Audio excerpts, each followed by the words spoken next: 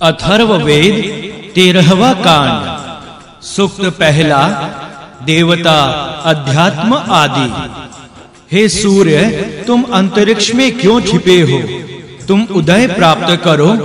तुम सत्य और प्रिय वाणी से युक्त होकर यहाँ आओ। इस प्रकार के सूर्य देव ने संसार का प्रकाशन किया। सूर्य देव तुम्हें राष्ट्र के भरणकर्ता के रूप में पुष्ट करें। हे सूर्य, जल में रहने वाली जो प्रजाएं तथा जलप्रद अन्न है, वे तुम्हारे पास आए। तुम जल पर चढ़ो और सोम को धारण करते हुए जल, औषधि तथा 2 पैरों वाले मनुष्यों और 4 पैरों वाले पशुओं को इस राष्ट्र में प्रविष्ट करो। हे मरुदगण, तुम इंद्र के सखा हो। तुम शत्रुओं का नाश करो। तुम स्वादिष्ट पदार्थों से प्रसन्न होने वाले हो और सुंदर वर्षा प्रदान करते हो। सूर्य तुम्हारी बात सुने। सूर्य उदय होते हुए आकाश पर चढ़ रहे हैं।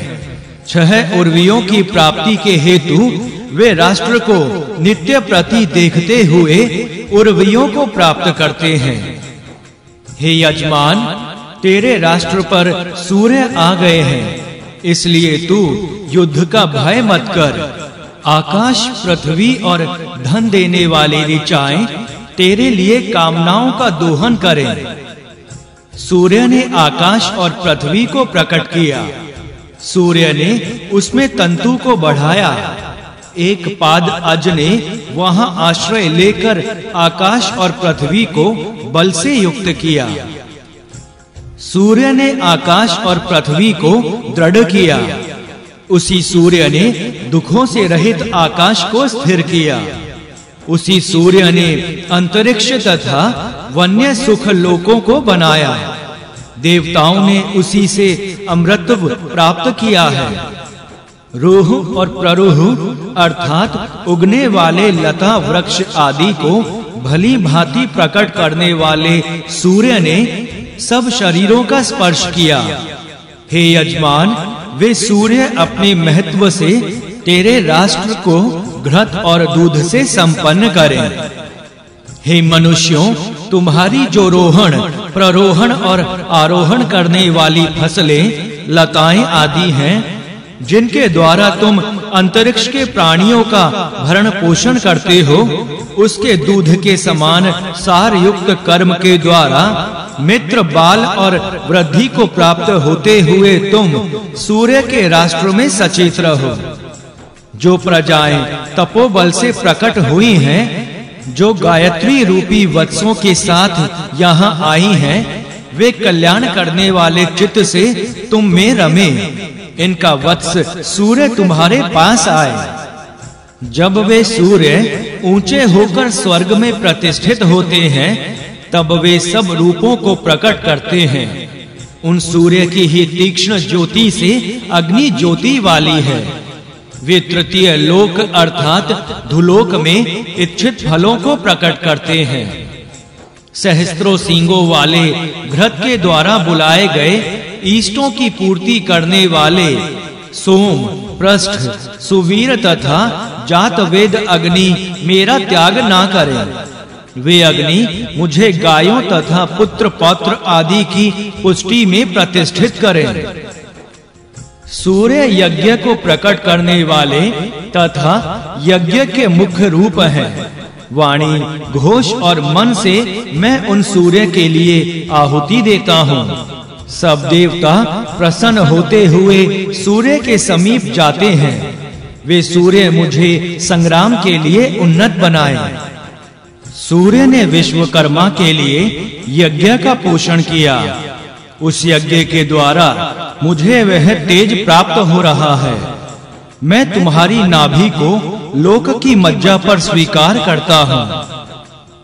हे अग्नि, बृहति, पंक्ति और ककुप छंदों ने तथा उष्णः अक्षरों ने तुम में प्रवेश किया है।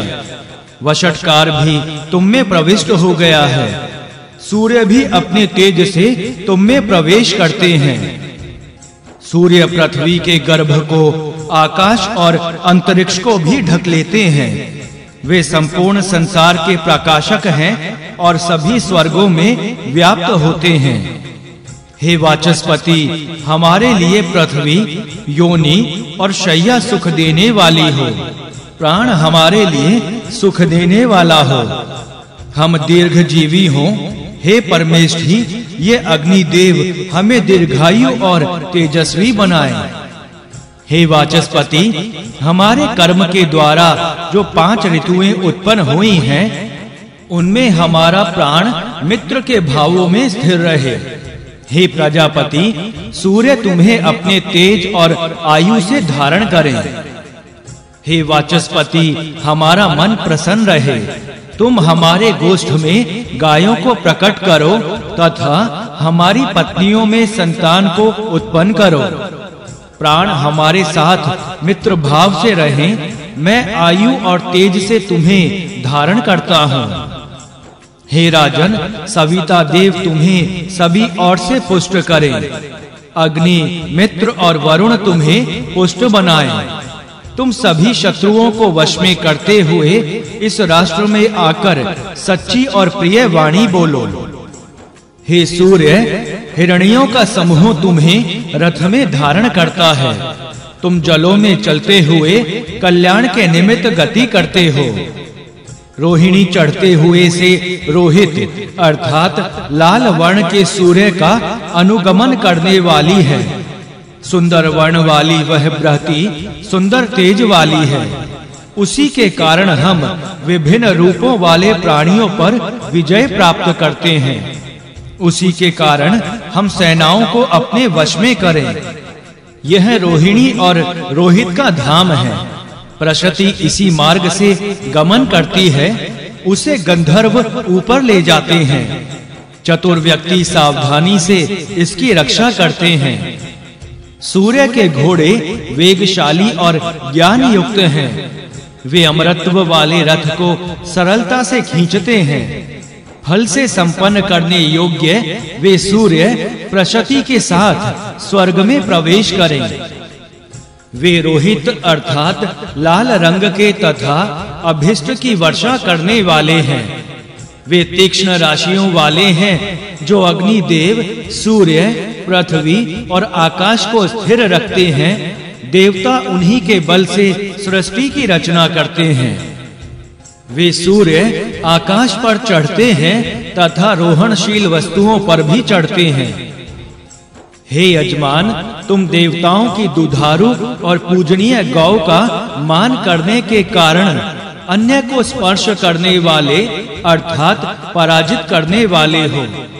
अग्नि तुम्हारा कुशल मंगल करे तथा इंद्रदेव सोम रस का पान करें। इसके बाद तू शत्रुओं को युद्ध स्थल से खदेड़ दे। ये अग्नि प्रदीप्त होकर घृत से प्रबुद्ध हुए हैं। इसमें घृत की आहुति दी गई है। अग्निदेव शत्रुओं को पराजित करने वाले हैं, अतः वे मेरे शत्रुओं का संहार करें। अग्निदेव उन सब शत्रुओं का संहार करें जो शत्रु सेना सहित आकर हमें मारना चाहे। अग्निदेव उसे भस्म कर दें। हे शक्तिशाली भुजाओं वाले इंद्र, तुम हमारे शत्रुओं को मारो। हे अग्नि, तुम अपनी ज्वालाओं से उन्हें भस्म कर दो। हे अग्नि, तुम हमारे शत्रुओं को पतित बनाओ।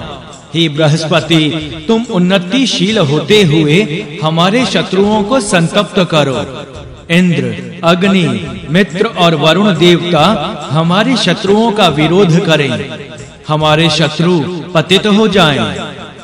हे उदय होते हुए सूर्य, तुम मेरे शत्रुओं का वध करो। तुम इन्हें पत्थर से मार डालो। मेरे शत्रु मृत्यु के समान घोर अंधकार को प्राप्त हो। विराट के वत्स सूर्य अंतरिक्ष अर्थात आकाश पर चढ़ते हैं। सूर्य रूप वत्स जब ब्रह्म हो जाते हैं, तभी वे ब्राह्मण उन्हें घृत से बढ़ाते हैं और मंत्रों के द्वारा उनकी पूजा करते हैं। हे राजन, तुम पृथ्वी पर अधिष्ठित रहो। तुम राष्ट्र और धन पर अधिष्ठित रहो। तुम छत्र के समान प्रजाओं पर छाया करते रहो। तुम अमृत पर अधिष्ठित होते हुए सूर्य का स्पर्श करने वाले बनो तथा स्वर्ग पर आरोहण करो। राष्ट्र का भरण पोषण करने वाले जो देवता सूर्य के चारों ओर घूमते हैं, रोहित देव उनसे समान मति रखते हुए तुम्हारे राष्ट्र को संतुष्ट करें।